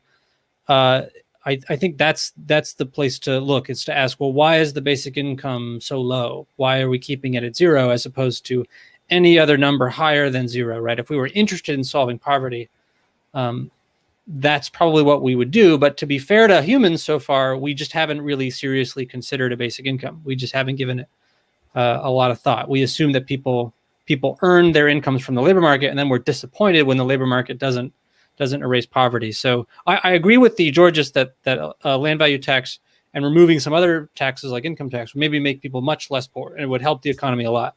But from the CMT perspective, poverty exists so long as the basic income is below its natural rate. And hold on, that's our perspective on it. Hold on though, because some of the things I think don't follow. Epiphany. I can't. I'm getting this kind of buzz from you. A little distortion. Yeah. Oh, sorry. Can you That's hear better. me? All right. That's better. That's much better. I think I just need to talk louder, or maybe I needed to wait. But so I think what I was saying was to say that that the economy is legitimately doing its best to eliminate poverty is different than saying there's actually no poverty, because it could just be that the economy is not very well developed and just the economy is doing a good job, I guess. And I mean, I can tell you why the default income is zero. It's because in the absence of society, if you just have a person on a desert island, well, I mean, that person's income is zero unless they take action to acquire more resources. And so, like, one thing I really don't like from economic models is the tendency to like ascribe or blame on a particular malformed political development, or sorry, like malformed state of the economy. What really can be attributed to nature and just like the way things are, like how right. hear from Marxists say, isn't it so bad that in a capitalist system, like there aren't disability options in this or that because capitalism doesn't incentivize, accessibility features. But really, the reality is that it takes resources to implement those features, no matter what, right? It's just a fact of how people like how work operates. Like it takes work to make things happen, right? And it takes work to make accessibility features, for example. So the only question is, does this economic theory like solve a particular problem that otherwise would exist in nature?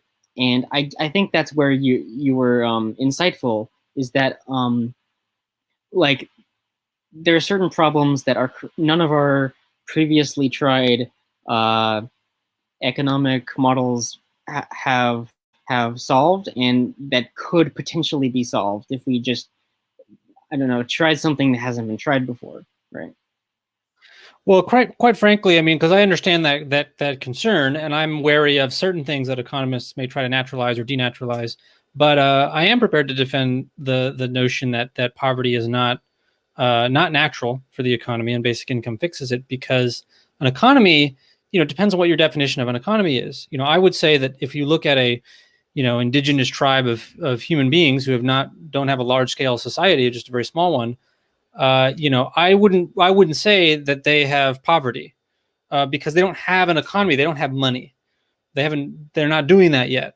So you only have an economy once you've invented money and once you start creating things like businesses. And so it's a machine. The economy is a machine that we build. So what we consider natural for that machine, depends on what we think that machine is for. We wouldn't consider it very natural for an airplane to nosedive into the ground. And in the same way, an economy is supposed to reduce poverty. It's a machine that reduces poverty. It increases the access to goods that we have. And so before the economy, there isn't really goods. There's maybe 30 to 100 people living in the wilderness somewhere, right? And they're working, but there's no money, there's no businesses, there's no labor in a formal sense that we would use to describe the economy today. It's just people in their natural state. And so we wouldn't really call them having an economy or being poor in the same way we wouldn't say, like, a bunch of iguanas or something, like they're not really poor, right? They're just doing their thing. So I would just push back on the notion that like poverty is the default state of nature. I don't really think that's true. I think there's scarcity. There can be natural scarcity of resources, and so people would starve or something. But poverty is sort of a unique problem. We get it that once we start to build an economy, but maybe we haven't figured out, the right way to set it up yet.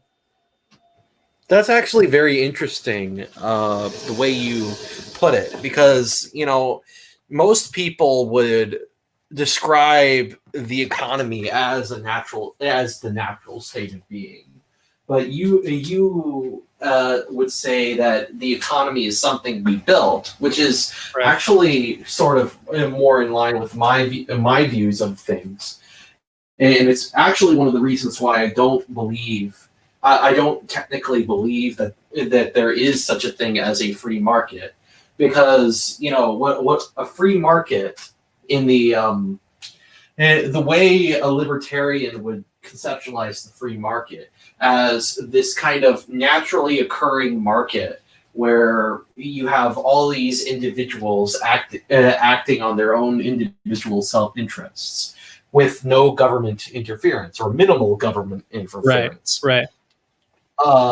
When in fact if you look historically, it's the fact that the government either allows or actually sets out to create certain institutions, certain things like money or private property rights and things like that allows for the creation of these markets, because the market, I guess it I guess saying that it's like a technology that we've produced is a good way of describing it, because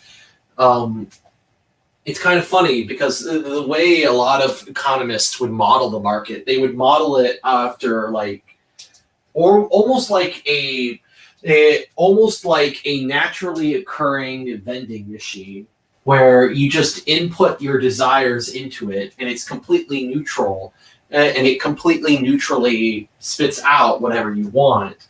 But in fact, I think that view underestimates just how much top-down human effort was put into creating this big machine in the first place. Because if it is a machine, then it stands to reason that that it was created through intelligent design. If we're calling it a machine and not just this kind of something like the weather, you know what I mean? Yeah, and we like to draw a distinction. I mean, markets can naturally emerge, and money even can naturally emerge as a phenomenon.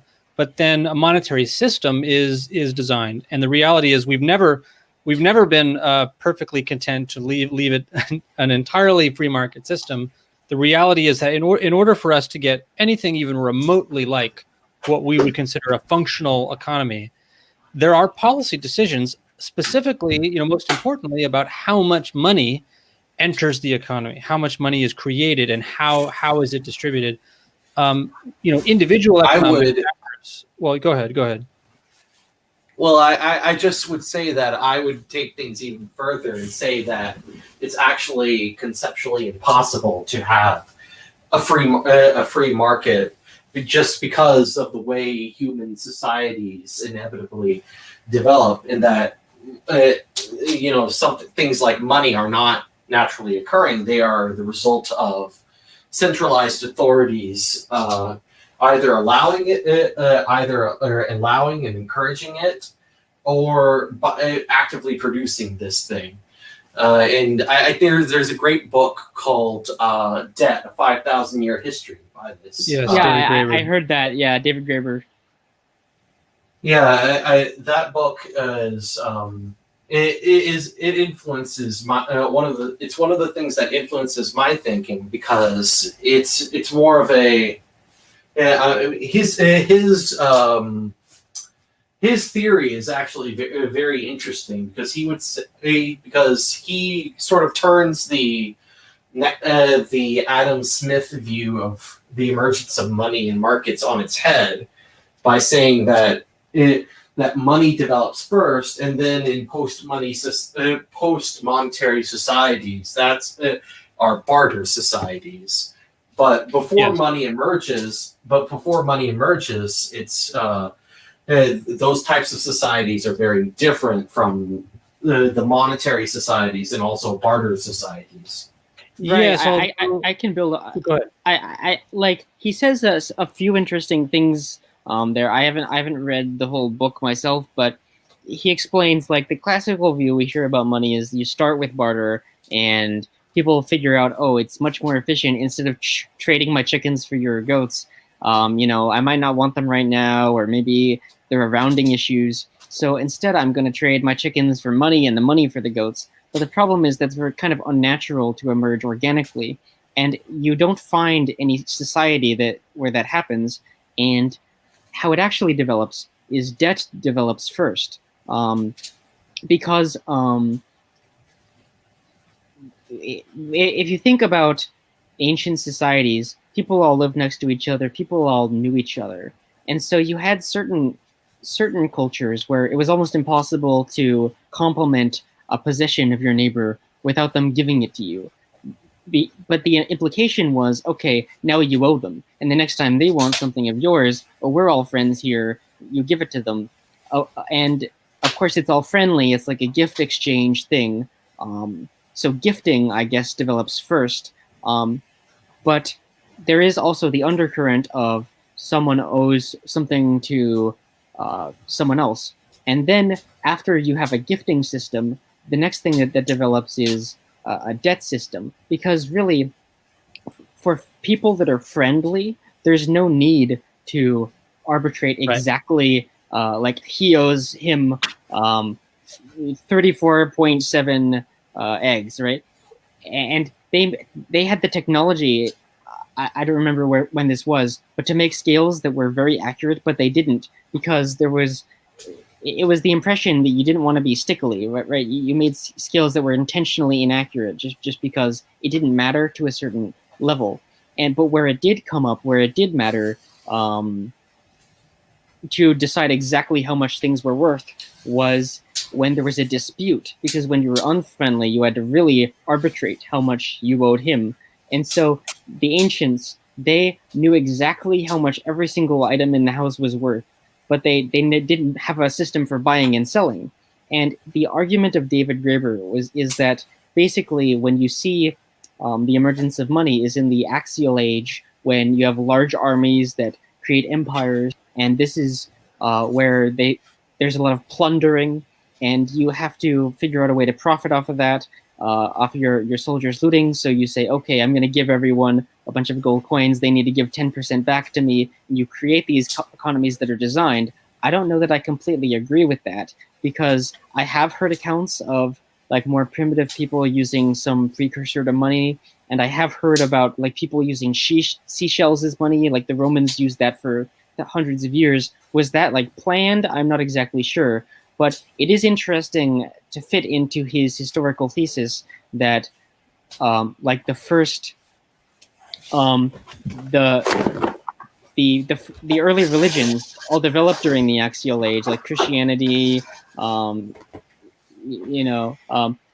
Islam, and so on. And they started as like, in some cases, peace movements in protest of these military takeovers. So I've been ranting for a really long time. I didn't plan on talking this long, but yeah, anything you want? It's interesting stuff. And Graeber is correct to observe that money originates and actually remains, people sometimes forget this, is a form of debt. I mean, most of what people use as money in a modern economy remains bank debt. It's a promise that a bank owes you for money when you show up, right?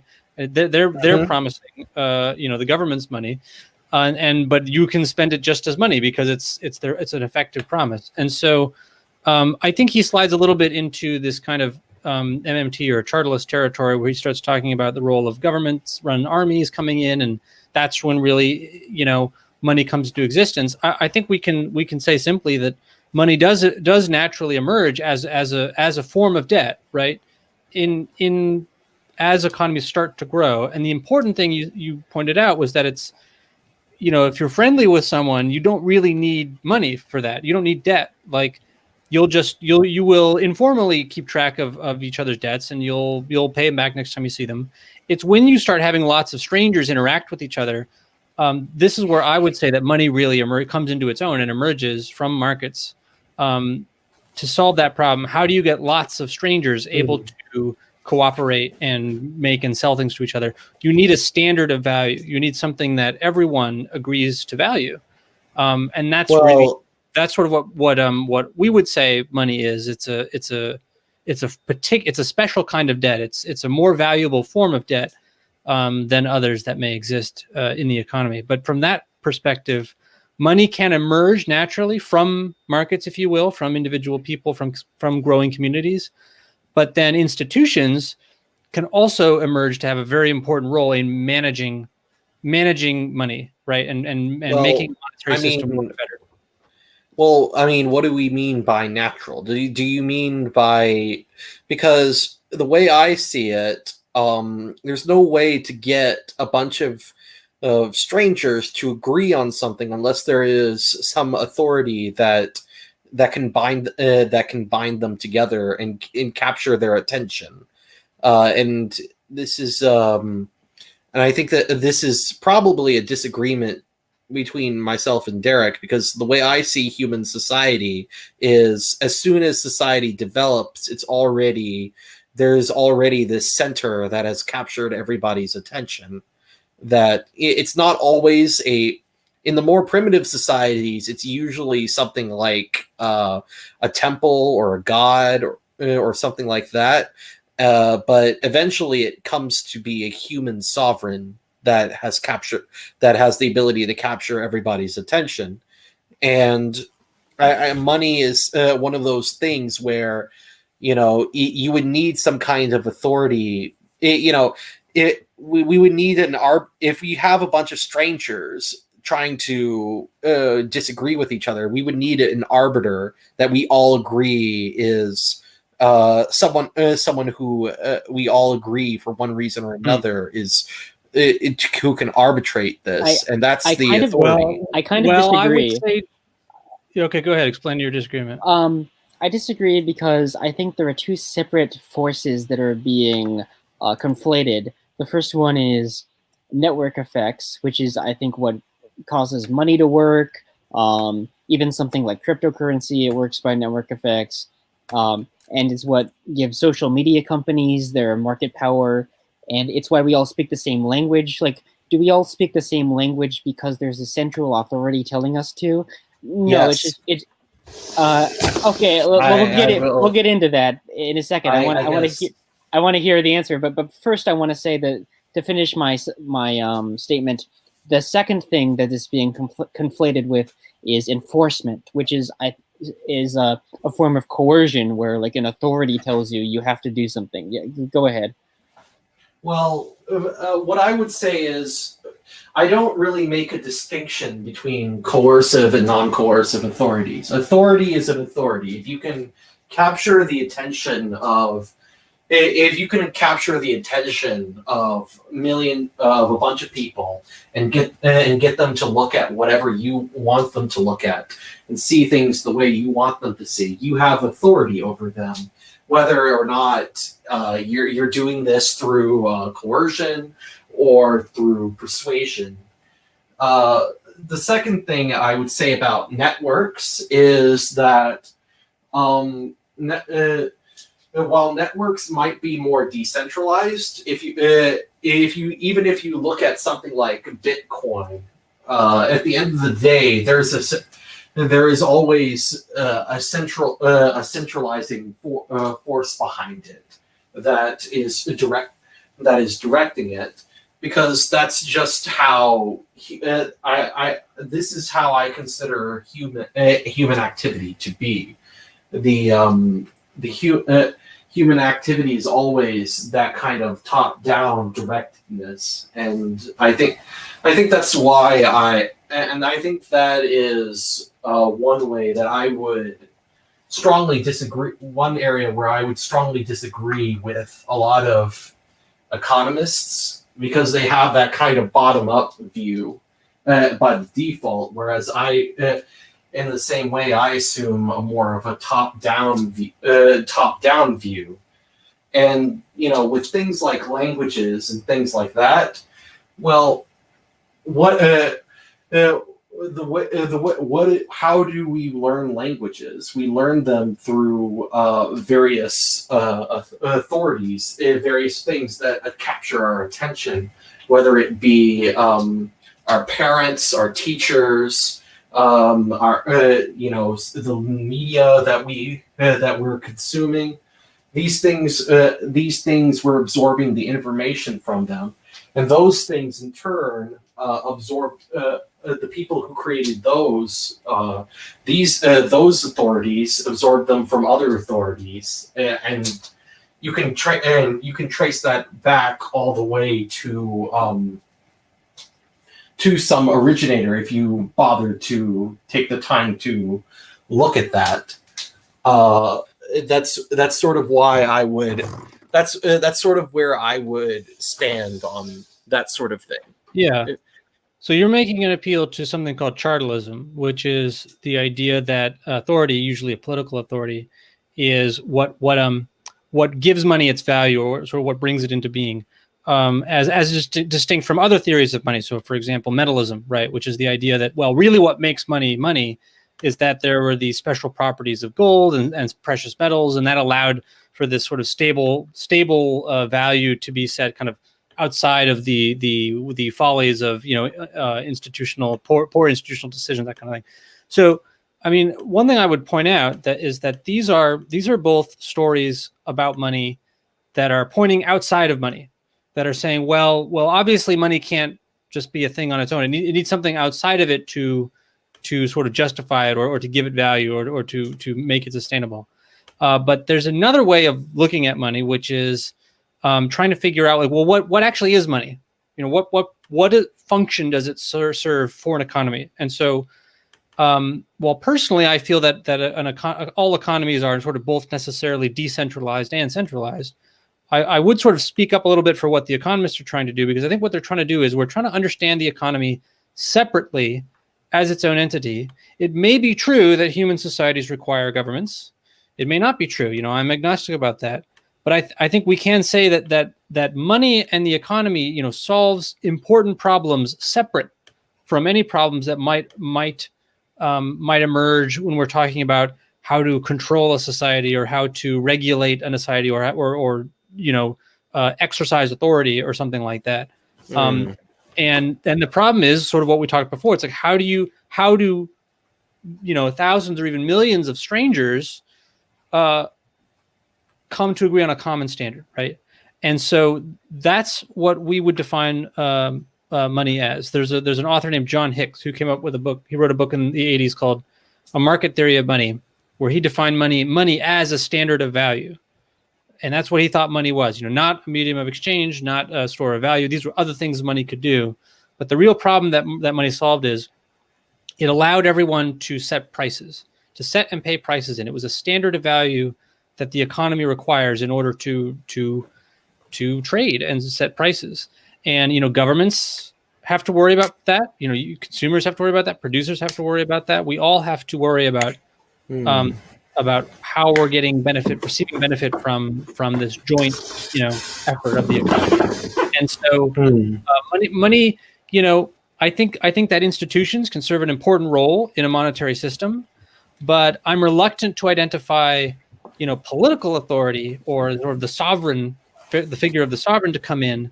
I think I can imagine in the future an economy working just fine if you had, say, an algorithm who was determining how much base money should be entered into the economy, what should the level of basic income be, that sort of thing.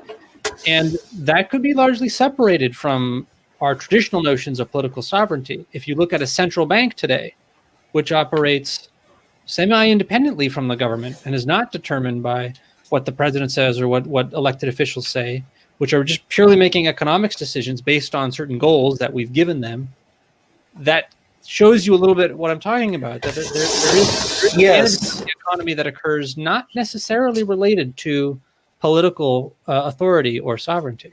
Well, what I would just say is, if the central bank is able to make decisions, to the extent that the central bank can make decisions without government interference, then it's either allowed to do so by the sovereign or it is sovereign.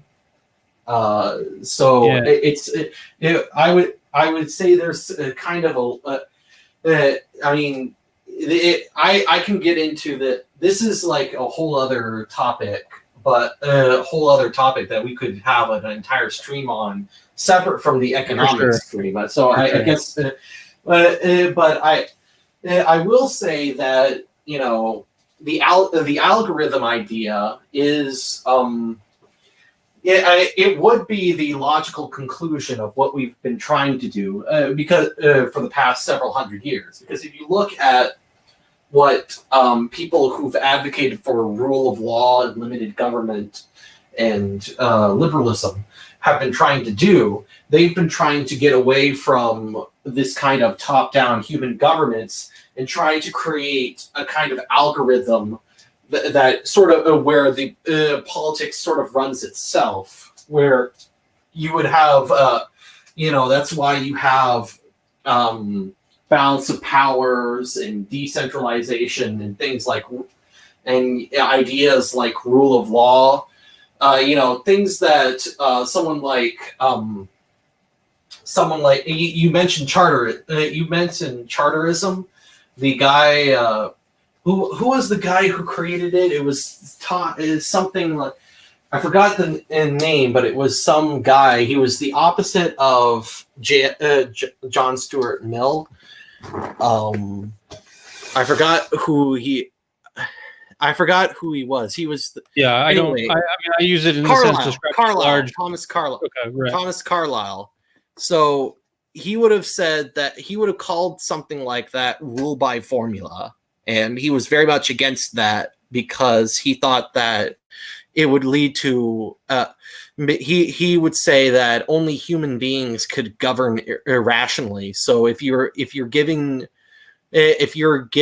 like a formula, that if you're governed by a formula, it's a form of non-rational governance, rule by a machine, which, maybe he would be wrong. Maybe he's wrong in that we do need AI AI or some kind of algorithm to govern us. But that's what your algorithm idea sounds like, is sort of the ultimate conclusion of what our leaders have been trying to work towards, whether they acknowledge it or not, for several years now, I think. I mean, yeah, and the point of it was really just to bring in the thought experiment of, like, do we consider the algorithm, if it's managing the economy, in some way and putting in money in the right ways, like, do we consider that a political sovereign, or is it its own thing? And whether or not it's actually an algorithm doing it is kind of besides the point. And but like, I mean, I think that my whole point is just that I think there's important things we can say about the economy and money that are separate from the government, and I think it is important to note that the government pursuing its political aims, right? What does it do? Well, it often has to spend money. And then, well, why can the government spend money? How is it possible for the government to spend as much money as it does? And the answer is, well, it depends on the government's credit, and it depends how effective they are at being a base money issuer or a currency manager, right? There are economic constraints on the political activities that the government can perform in exactly the same way that there are economic constraints on what consumers can do. They're a little different. So to some extent, I look at the government as one of many actors in this large global system, emerging system that we call the economy. Well, what I think is a fascinating topic. Yeah, I think it's really interesting.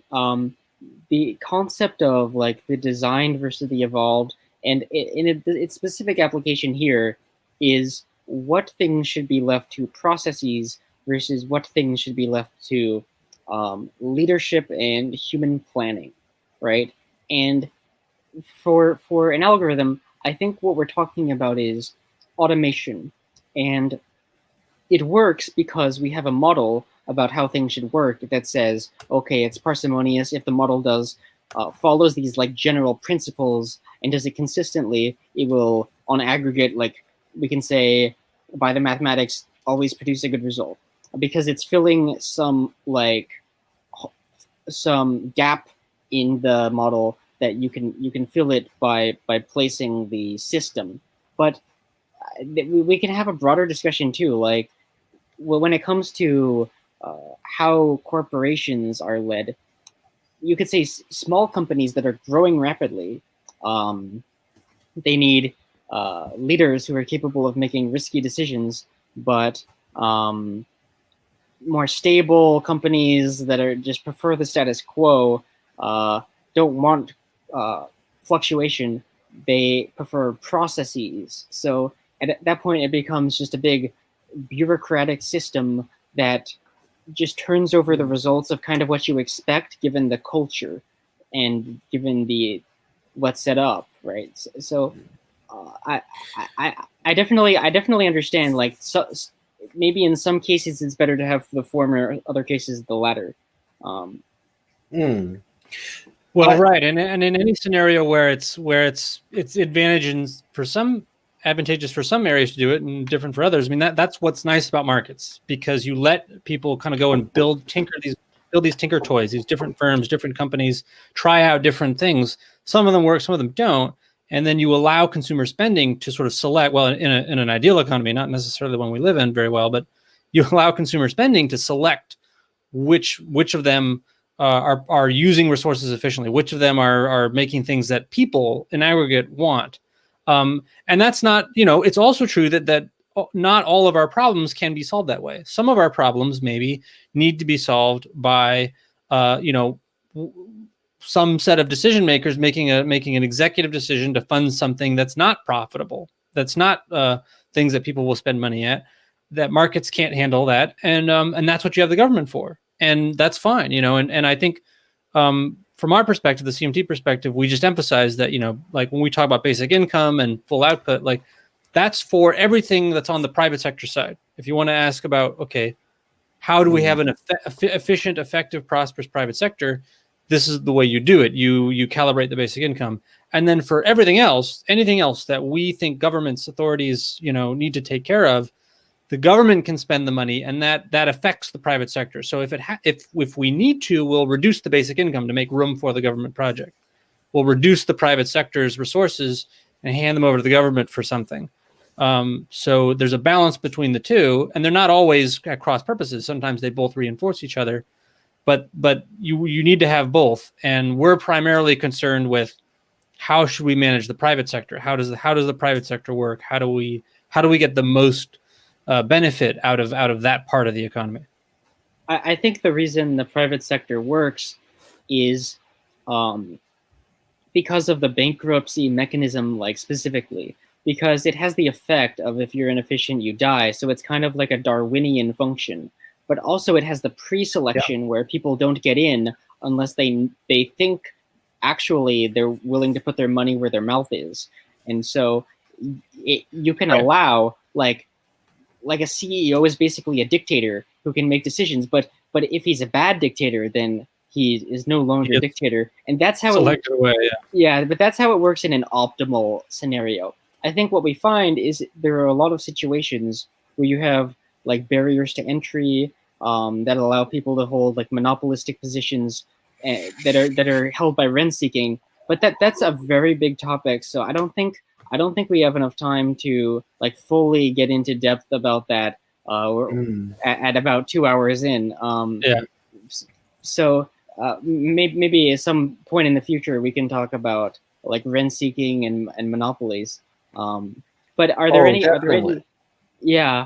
topics that like you guys want to touch on before maybe we can go on for another 10 minutes or so or 20 minutes? Do you want to touch on before we finish up?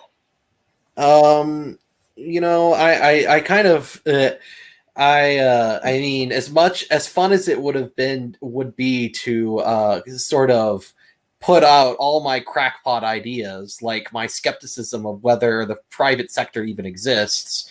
That because I've got, we would be all day, and I don't want to take away from Derek because Derek is. I think we have. I did not expect to find his worldview to be, or at least his model that he presented to be as interesting and provoking as I thought, as I did. So I have to thank him for that. I will say that, I came into this live stream with a list of things that I wanted to talk about, and since we were talking a bit about debt, I'd like to hear what Derek has to say about usury, because usury is a big deal for traditionalist Catholics, like the kinds of people that I would hang out with normally. The idea that making profit based on loaning interest is in itself a moral evil, and the kind of quandaries that come out of that. And I'd like to hear what he would say about usury. And how it plays a role in the economy, in his perspective. Well, first, thanks, and I'm glad you are getting something out of the model. And of course, I can't take credit for it. This was come up with by someone named Alex Howlett, and if you're interested, definitely Google him. Google consumer monetary theory. I think it's a really compelling view too. Really interesting. The usury is I guess I should say too. Also, I kind of like I came into this with a bit of advantage in that like I kind of know sort of what Georgism is, and then you haven't heard any of this before. So, I guess usury is the general view that there's something wrong with private lending. There's something wrong with the role of credit in the economy, and people are getting charged too much interest for debt. And so some people who feel that way feel that there should be no debt, or that there should be large debt jubilees to sort of compensate for that. There's a lot of different feelings about it. What CMT would say is that the private financial sector in the economy today is being overburdened. So we are relying on credit, on private sector debt, very heavily to support the economy. We're actually, go through a lot of effort to make debt really plentiful and available and cheap for businesses and consumers. And this is our way of sort of creating money for the economy to keep the economy working. And we don't think there's anything wrong with debt or interest. We think that private sector debt serves an important function in the economy. It primarily what it's supposed to do is facilitate productive investment. So if you have a business idea and you need money now that you don't have, you can borrow the money. If you want, we could have people sort of borrow the money for free from the government. The government could just give money to businesses, but the government's not always going to get it right? It's useful to have private sector actors lend money to people. So we don't have a problem with private debt. What we do have a problem with is the fact that we're currently manipulating the private financial sector. We're pushing the private financial sector to support jobs for the sake of achieving full employment. And so basically what that means is we've turned Wall Street into a giant money printer that's just printing money at the economy in the form of cheap debt, private sector debt, expanding private sector debt to sort of keep spending afloat. And there's limits to that, debt, just like people can only take on so much debt. And of course it feels bad, right, to be under a lot of debt. And it's not great for consumers. Like a lot of consumers just aren't creditworthy. They're not going to receive the benefits of that debt. So you also end up supporting unproductive businesses in the long term that are going to get culled out during recessions. So our solution is we would like to see more public sector debt. We would like the government to spend more money into the economy, expand its outstanding liabilities, which we call money, and give that to people to spend at businesses with profits. So we should have more of the economy running off of money and less of the economy running off of debt. We think in that kind of economy where everyone had enough money, debt wouldn't be so bad. We would understand, we would rediscover a natural function of debt in the economy. But we don't have that today. We're relying way too heavily on private debt today. I think that's a pretty respectable view. I would say that I would agree that the main problem is that we have a lot of private debt, and it seems like even in my daily life, it seems like everywhere I look, there's some institution that's telling me I need to go into debt, even if temporarily, just to buy a house or buy a car, buy any of the things that the various institutions also say that I need to get in order to be a fully functioning adult. I don't know. Right. I think on paper, the purpose of debt is I need money, a bunch of money right now, and I don't have it saved up, so I'm gonna get it up front, and then I'll pay it out over time, because my income doesn't come all at once. My income is generated slowly over time, and so, but if I need the thing right now, then I can maybe make more income. And if you invest in businesses, say, before you have a business, you don't have cash flow. So it's like chicken and the egg problem, where you need to get the capital to start the business. And this idea about public debt, I'm not so sure. It's certainly quite interesting, but I would have to hear specifically about like the mechanisms behind like how UBI would be implemented. Is this like part of UBI, or is it like something else? Or what reason have we to think that public debt would be more efficient or more competently allocated than private debt? So it's certainly a lot to talk about. But yeah, we'd have to get into that. There's a lot there. yeah, but I think we can close up soon. So any last things, like point people to where they can find you, or for both of you, or maybe closing thoughts about the topic? Well, while we're waiting for him to come back in, I think I got disconnected.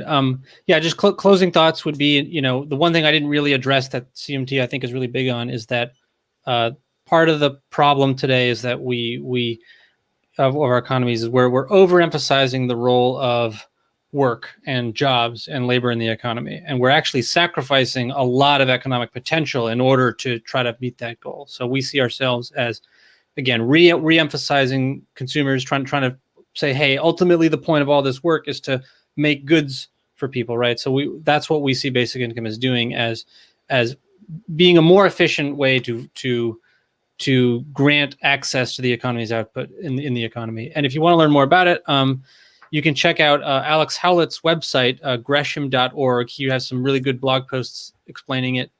You can also check out my website and YouTube channel, derekvangorder.com. I do a lot of interviews with him that I think some of them are really good. So yeah, if you have any questions, hit me up anytime. I'm on a mission to talk to more people about this. So thanks again for having me. This was really really interesting. Thank you so much. And I will say, before moving on to Geocon, I have had a lot of criticisms of UBI that I haven't necessarily brought up tonight, but maybe some other time. But yeah, please look at his channel. And I forgot what I was gonna say. But okay, what about a Geocon? What about you? Well, I have a YouTube channel called the Geoconservative that I haven't made a video in a while. The video I haven't made any videos in a while because November, Turkey Month, was quite the month for me. I will admit there was a lot going on then, and so I didn't make the videos that I wanted. But on my channel, I mostly do response video. I do a couple of edited response videos, and also live streams, both interviews with interesting YouTubers and content creators, and also quick takes that I make in response to the various things around. I mean, like my latest quick take was on something I called sign mania, which is an intellectual problem where you take a look at the symbols and the associations with other symbols, and you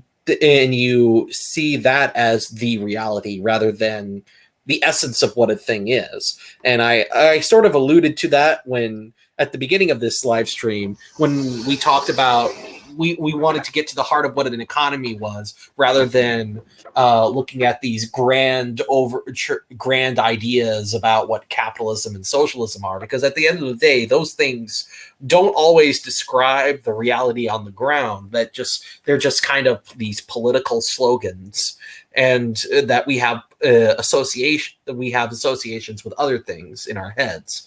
And part of the problem, and so I point out a lot of what I see are problems both morally in society and also philosophically in how we reason and have discourse on my channel. Great. I definitely know not making videos for a while. I think I only have like 20 videos. I remembered what I wanted to remark about, because I said I didn't say certain criticisms, but I also wanted to say I definitely it reads as economically illiterate when people say, "Oh, this program will create jobs," or I've had people even argue to me that like a program can't be that wasteful because like the money has to go somewhere. If you spend it on people, well, it's just going to circulate more in the economy, and that's true. But it misses like the wastefulness of the allocation of resources that your people are spending man hours on that and not something else. So I think that's a point that's underemphasized. That there's an appeal to free lunch economics that I think is behind a lot of like drives for more work on both the left and the right. So as for my YouTube channel, I would recommend if people are coming by this channel and like they haven't seen me before, I think the last good video I made was about theories of consciousness. It was a speech I gave to a Discord server, about 45 minutes, but I go over like a huge variety of just different ways people have thought about consciousness and like different really esoteric or interesting theories, or maybe some things you might not have thought about. But when you think, oh, that makes sense, that maybe that is a way to think about consciousness. So I would point people to that or any of my other videos, but that's roughly my YouTube channel. So that's it. Thanks, guys. Thank you. Sounds great. Thanks again. This was nice. Have a good one.